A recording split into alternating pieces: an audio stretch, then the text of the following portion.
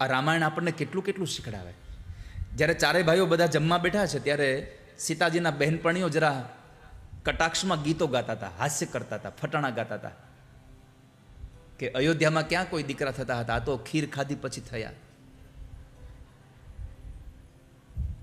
બધા તો પ્રસંગો તો એટલે જવા દેતા હતા, પણ લક્ષ્મણજી મહારાજથી ન જીરવાયું અને એ બોલ્યા છે કે અયોધ્યામાં તો ખીર ખાવાથી છોકરા થયા,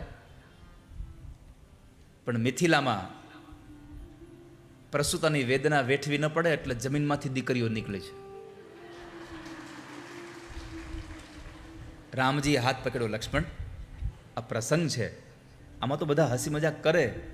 અને ત્યારે મોટા ભાઈને પગે લાગીને કીધું, માફ કરજો, અવિવેક થાય મોટા ભાઈ, પણ મર્યાદા મૂકીને આપણે મજાક ન કરવી જોઈએ કોઈની.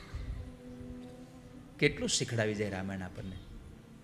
મર્યાદા મૂકી અને હાસ્ય ન હોવું જોઈએ.